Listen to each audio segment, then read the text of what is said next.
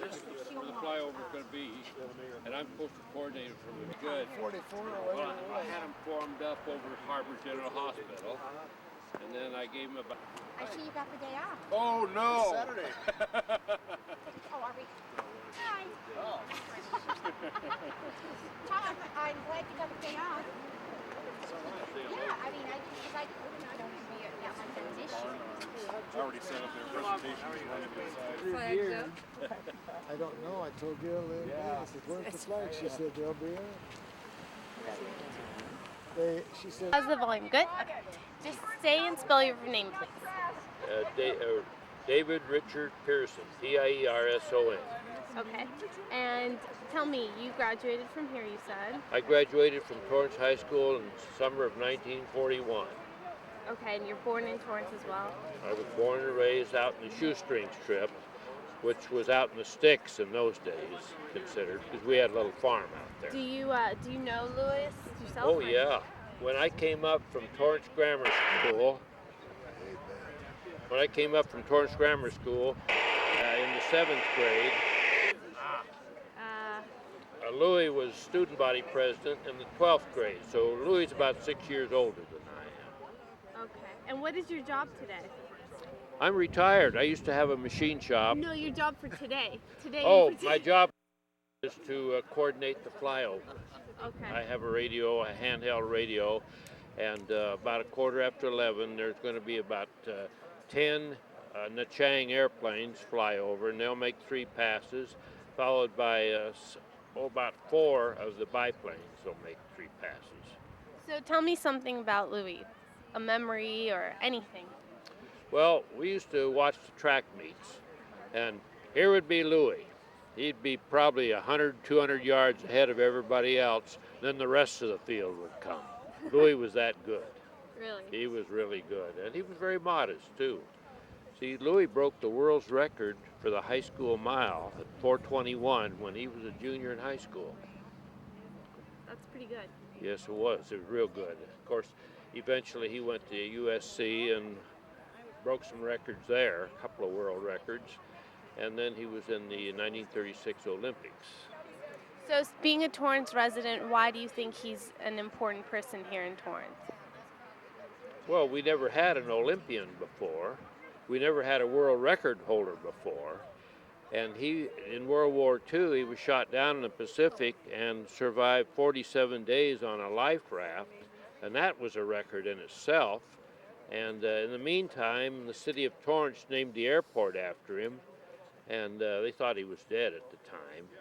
And after the war, he emerged as a prisoner of war in a Japanese prison camp, and then later he went to Billy Graham's revival meetings that they had here, and he became a Christian.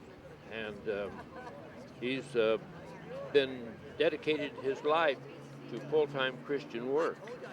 Now, the Hollywood was going to make a movie of his life, and Louis read the script, threw it back at him, and says, "That's not me, it's too Hollywoodish." He probably walked away from it with $2 million. So it's fair to say he's an accomplished man. He is a very accomplished man, and he's a very modest man. Okay, thank you Okay. very much. You're welcome. Did you get his name and spell it? Yeah. I'm Jim Standifer, Standifer. And do you know Louis personally as well? Yes, we're old friends. We visit, and he comes to our house here. We've been to his house in Hollywood, and we get together all the time. And what are your thoughts on him? I can't say anything bad about him. He's my hero, Oh, and he's always been my hero. Yeah, and he's a hometown. He's a hero for everyone in Torrance, as far as I'm concerned. do you have any memories, anything you want to share? Just that we've always admired him, and he's always lived up to our expectations, and I just so glad that we can celebrate his 90th birthday today. And well, he's he's something else. And I hope he lives to be another 90 years. All But right. he's a very good man. Stand back and stretch your arm out. But your head is getting My in the head's in the way. Sorry. Dave stole all of my thunder. He told you everything about Louis so far, but Zamperini. Oh, he's still alive. Take the name away. we love him. We made a mistake. My wife, he comes down and sees my wife and I at our home. I don't know what else to say. Like I say, Dave stole my thunder. Do you have a personal story about him? How He's did just, you? I've lived, I wasn't born here in Torrance, but I've lived here 79 years on the same street. And we've just,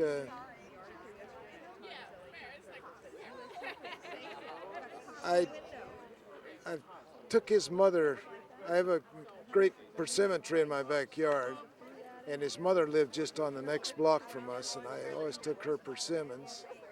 And I also took Louis. He had stomach trouble when he came back from the war. Couldn't eat a lot of things, not many things. From the prison camp, ruined his stomach. And that's about all I can say.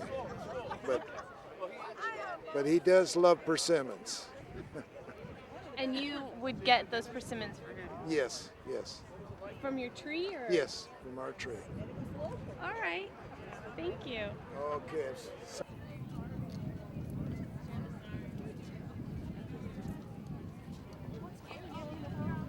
I said, what's Gail? Gail even telling about it. I think she said Louis was coming.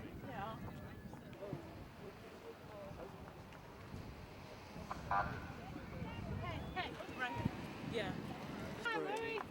Hey, baby. Beautiful day. Nice to see you. Well, we got it timed just right, huh? Yeah, you're pretty good on your timing there. Well, you have a few friends here that you need to say hello to. Lou, Bob Seaman. Hey, Bob. Good to see you. Good to see you, buddy. You know, I still appreciate you coming down and talking. A year and a half ago. I also have your book. Oh, yeah. I want you to you won't sign it, but I want you to autograph it. So, anyway. Come stand right here. Oh, wow. And hey, How you doing, buddy? You're welcome. I'm okay. I'm okay. One, two, three. Oh, beautiful. Thank you so much. Happy birthday. oh, yeah, happy birthday. You haven't changed much since I saw you last. Yeah, and you know, you're just looking a day older, that's all. You haven't changed either. Oh, thank you. Louis, happy birthday. Hey, thank you. And we have, that's Jet. Jet. Squeeze hard. Squeeze hard. Oh, not too hard. I got one more to finish off the roll from you. Where? The guy in the white hat? In the white hat. Who's your coach? He's my Louis? guard coach. No, that's And I fine. wanna Yeah, wish I'm you gonna a give those happy to you. birthday and hope you have a hell of a lot Oh, more, thank okay? you. I appreciate And that. Yeah, I can see that. There you go. Louis? Really, you're holding up and you look very good. Yeah, I know you will be. You look that way. Louis. Yeah. And Louis Minsueda's here today too. Here, take a picture of me. Minsueda. Oh, do you remember Louis? Hey, thank you very much. Okay, yeah. Thanks, You want to get in? Oh, Come on. okay, yeah, I'll get it, Frank. We got a pretty girl over here. Oh, hold on, who are we looking at? Got it? Okay. Another one? All right, okay, Get Jack. all the pretty girls and everybody else. All right? Get all Yeah, oh, okay. I don't want to. You guys wait for a second. I'd like to get Mr. Zamperini's sister Sylvia up here. Come on. Come on, Sylvia. Oh, yeah. Here, get in the middle. Where's the brothers? There's Keith. All right. Here we are.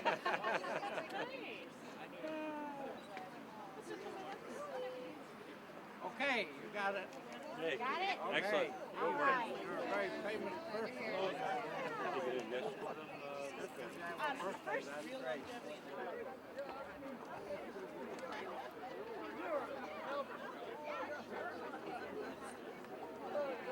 right up here, so you guys can sit down and do your quick little interview. We're going to do the interview right now. Okay. Okay. And let me show you Min first before you sit down. You know what? You can sit right there. How about that? Here's Min and John. Oh, okay. Great to be down there. Okay, we'll do the interview here. Okay. And I want Sylvia and Peter. Where's Sylvia? I'm gonna get behind you. I'm with the Where'd breeze. she go? Mr. Zamperini, happy birthday to you. Thank you. Hey. That's your raincoat. What's the last laughing so fast? Let me play with you. Are you okay, Stanley? Well, I had a whole package in my hand and the boy with the pen. What do you remember? 32. 90th birthday here of the year I started. Okay. 1919. You got a police escort all the way in. Hey, you can't beat that. Yeah. So tell me, you're 90 years old. What is the motto that you live by? What is? Well, the motto I live by is, for instance, nobody's ever seen me mad. So control your anger. So you have to learn how to deal with anxieties and frustrations. I just don't let them get a hold on me. We're all going to deal with, we're all going to come up against anxieties and frustrations. They're not bad in themselves unless you don't know how to deal with it. Same with stress. So over the years I've learned how to deal with anxiety, frustrations, and stress, and I'm a great believer in the one scripture in the Bible, all things work together for good. So I accept that. If I break my leg, I say, well, it happened for a reason. And sure enough, I wouldn't trade the experience I had with a broken leg for the next 3 weeks for anything. So if everything happened for a reason, you've had quite a few many crazy experiences, being captured and kept in a prison for 2 years. So what kept you going? Well, no, I survived the Pacific Ocean, 2,000-mile drift in the raft for 47 days, 43 days in a dungeon, being used as a guinea pig with needles, and then 2.5 years in a concentration camp, slave labor camp in Noetsu, and ran into my nemesis, the bird, Michishiro Watanabe, and this guy was, he was constantly on my case, constantly beating me over the head, in the face, and I had nightmares about this guy after the war, and it just drove me to drinking and ruined my life, and I couldn't get over the nightmares. But finally, as a result of going to a Billy Graham meeting, when I made my confession of faith in Christ, I knew I'd forgiven them. I knew it. I knew I was through getting drunk, I was through smoking, and I had a whole new life now. So I went back to Japan, and I carried the torch. The next day, the mayor had me in his office. Councilman, he said they want to ask you questions. So they started asking questions, very formal, and I'm not partial to formality, so I was uptight until the mayor said, tell me, Mr. Zamperini, did anything good come out of your being a prisoner of war for 2.5 years in Japan? I said, yeah, it prepared me for 55 years of married life. Well, they cracked up, sent out for a bottle of sake, and they took their shoes off, and it was a relaxed affair. But if it hadn't been for that mean, rotten, low-down bird, Mr. Watanabe, I wouldn't have had nightmares. If I hadn't had the nightmares, I probably never would have gone to hear Billy Graham. So all things work together for good. So what is, who did you look up to and admire when you were growing up? Well, growing up, of course, my brother was my 2 years my senior, and I looked up to my brother quite a bit, and Boy Scout Master Bob Llewellyn, and various business people in town. Once I got squared away in my life, then I began to make friends. Before that, I really didn't have any friends, just gang buddies, and that was it. So then after that, after I became a runner, then the whole entire city of Torrance just, really supported me completely in everything I did. It was just amazing to go from one extreme to the other. Is there anything you haven't done that you wish you had? No, I was asked at USC about 2 months ago what my accomplishments were. Well, I'm a great believer in accomplishments because my first one was a runner. Went from a delinquent to a runner. That tasted good. To accomplish something, the first thing in my life. And then I took up tennis. I was accomplished in that. Then I took up typing, and the more I did things, the more accomplished, the better I felt. So I had to quit going to movies about 40 years ago because it takes all day long, and I started doing the things I wanted to do. I became a deputy sheriff, a ski instructor, glacier climber, and you name it, I've been it. 110 different things I've done. And because of those 110 different things that I'm accomplished in, licensed in, or an expert in, I'm on cloud nine. I wouldn't trade my life for any single person in the world because of that. So it's important, attitude, interest, and accomplishment for me. Your best memory. What's that? Your best memory. Oh, God, I got so many great memories. You know, I can't forget the memories of Torrance High School.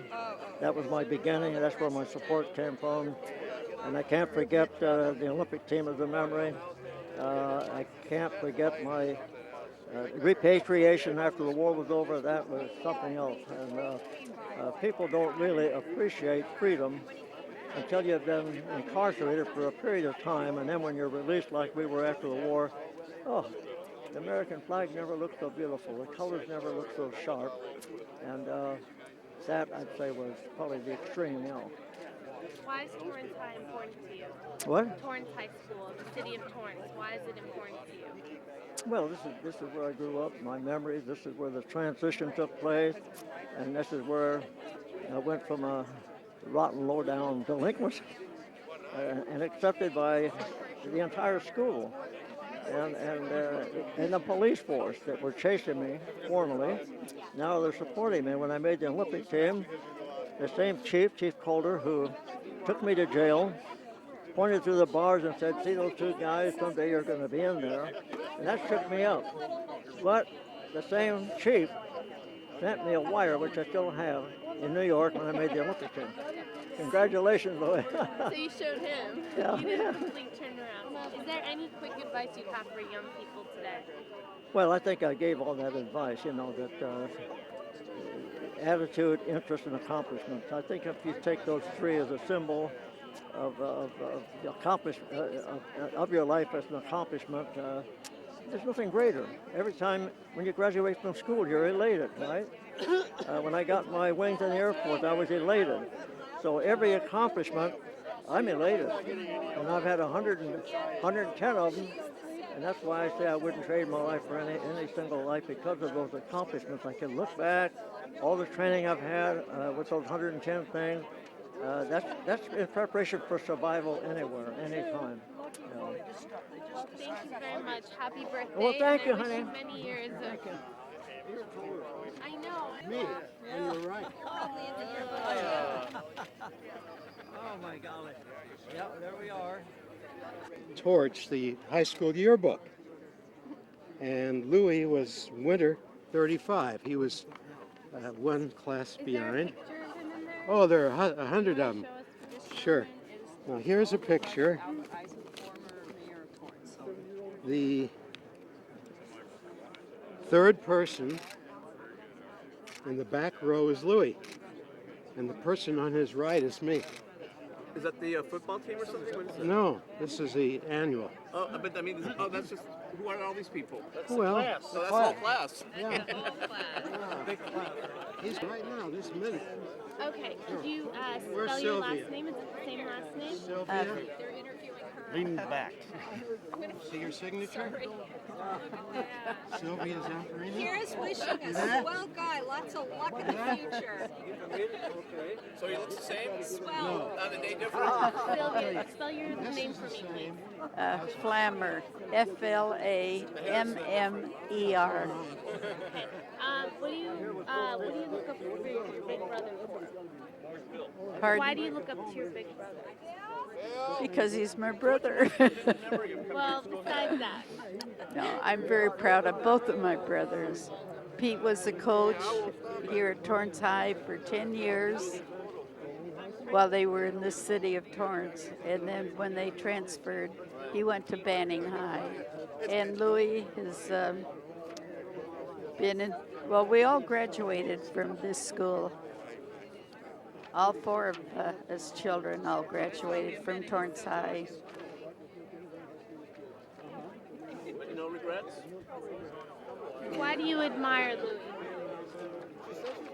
Because of all his progress, he's just a fantastic person. I think. Okay. That's a motorcycle. Look to the east.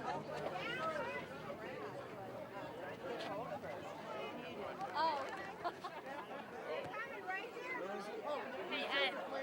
Also, get a shot of him like looking, you know, because. But I can't hear you.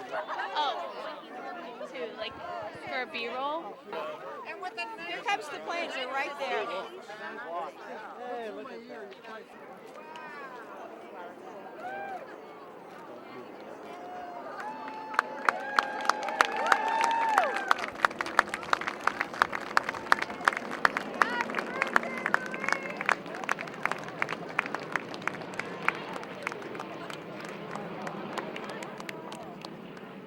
Not from Van Nuys. That's a condo. Right. No, this is the tiger. I have the information. Chino? No, she said they were a group that from Torrance, so it must be new. Okay, we're rolling. All right, give me your name and spell it, please. Okay, my name is Bob Seaman, and the last name is spelled Seaman. And you wanted to know about, I ran track and field. Unfortunately for UCLA, I know that Lou ran for USC. But in high school, I ran for a high school called Reedley, which is up near Fresno. It's about 30 miles southeast. It's a farming community. It's about 10 miles from Kingsburg, which is the hometown of Rayford Johnson. In fact, we used to compete against each other. And anyway, in 1953, I broke Lou's national high school record. He'd set it back in 1934 with a mark of 4 minutes 21 and 2/10 seconds. And in the California State High School Championships, I was fortunate enough to win, and I ran 4:21 flat. So it took 19 years to break, not 2/10 of a second off the national high school record. Then Jim Ryan, just within 11 years, in 1964, he made the U.S. Olympic team, and he broke the national high school record, lowered it to under 4 minutes. I think it was like 3:58 flat. So it took 19 years to break Lou's record, and only 2/10 of a second, and then only 11 years to move it down over 21 seconds. So prior to breaking the record, were you focused on breaking his record? Yes, and the name Zamperini. I'd never seen the name Zamperini or heard of it before, and I said, well, I think this is what everybody, especially after kids in high school right after World War II, were looking at, and could they break that record? And so I was just fortunate enough to break it, and then I got to meet him about 6 months after I enrolled at UCLA, and he was a minister, and he was at some gentleman's house across the street at UCLA, and I went over to visit him for the first time. First time I met the guy, the record that I had broken. And we have run into each other a few times over the years, and the last time that, oh, this is great, these planes, these World War II vintage planes flying over Torrance High School, it's great. But anyway, we about a year and a half ago, we had the USA Track and Field National Championships over at Home Depot. And there was a break. There was a 4-day meet, but on Saturday night there was nothing going. So my wife and I decided to host a function for about 150 track and field officials. And so I talked to Lou and invited them over, and I'll tell you, he wowed the crowd. And I also had Rayford Johnson, who was the Olympic decathlon champion in 1960, Sullivan Award winner. Also Don Bragg, who was the national, or I should say he was the Olympic champion in the pole vault in 1960. And then Wilbur Moose Thompson, who was also from SC, he won the 1948 Olympic shot put championship. So we had 4 guys there, and people told us that it was one of the best programs that they had ever attended. That was the first time you met him? No, I met him in 1954. Okay, and what was your impression?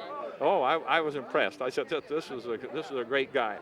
But what really got me interested about Lou, you know, I'd known him, but I saw a CBS documentary about 15 years ago. One night I was in my den, and suddenly this program came on about him. It was hosted by Bob Simon, who was the veteran CBS correspondent. I'm very familiar with him. And it told about, I didn't know that he had been on a life raft for 47 days, had been a prisoner of war for over 2 years in a Japanese prisoner camp. And so that I really became interested. And then on the last day of the 1998 Winter Olympics, it was in Japan. I can't remember the name of the city, but on the last night, Jim Nantz, who, by the way, is going to do the Super Bowl telecast for CBS, he was hosting the Winter Olympics, and Lou Zamperini came into the studio in his running outfit, and he had just run through the streets of that city. The mayor had canceled the school. All the school kids were out, and Lou ran through the city, and all the kids and all the people were cheering him on. It was really something when he came into the CBS studio. So I've always been interested in him, and I'm really happy what city of Torrance is doing, and Torrance High School, to honor him. And then to have these planes fly over, it kind of reminds me about 4 months ago, Bob Mathias, the great decathlon star, who was the 1948 and 52 Olympic decathlon champion, passed away in his hometown of Tulare, which is about 50 miles south of Fresno. And it was a very impressive program, the funeral. And Billy Mills, the Olympic champion in the 10,000 meters in 1964, kind of gave the eulogy at the cemetery. And as he finished, a couple of jets came roaring over the cemetery. It was awesome. So it kind of reminds me of what we're seeing today. Well, thank you very much for Okay. your time. All right, could you please spell your name?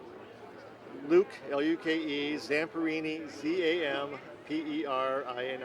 Okay, thank you. So tell me, you organized the USC party yesterday for him. I can't take all the credit for that. I enlisted the help of 4 gold medalist swimmer John Neighbor, who pretty much chaired the committee to put the SC event on. And he did a fantastic job. So was he surprised? Yeah, he was surprised. Yeah, we tried to hide it from him as much as we could. But when the Los Angeles Times ran an article about the party yesterday morning, the cat was out of the bag. But what he didn't know was the scale of what was going on. We had well over 300 people there, and it was a tremendous fundraiser to establish a Louis Zamperini annual trophy to be given to the athlete at SC that most exemplified the kind of life that Louis led, the inspiration he has that he's given to other people. So I'm gonna guess your dad was someone you looked up to growing up. Oh yeah. Tell me why. Well, I mean, sure it helped that he was an athlete and war hero and all that, but he was a great dad. He was there for me every time I needed him, and then he was not there for me when I needed not to have him there for me. He was wise enough to give me a good swift kick in the rear when I needed it, and he was just a great person to be around. Always with a positive attitude, just always with the solution, the answer, the way to get it done. And so I just, the greatest gift I got from him was just being around him. That's nice. Thank you very much. You're welcome. Thank you. Nice to meet you. Sister? Quickly with her, but then that's got color guard and everything else we're missing. Okay. Right now we're gonna come right here, and we're gonna instruct you to tell me what you want. Move a little. There you go. All right. Please spell your name. As soon as he tells me he's ready.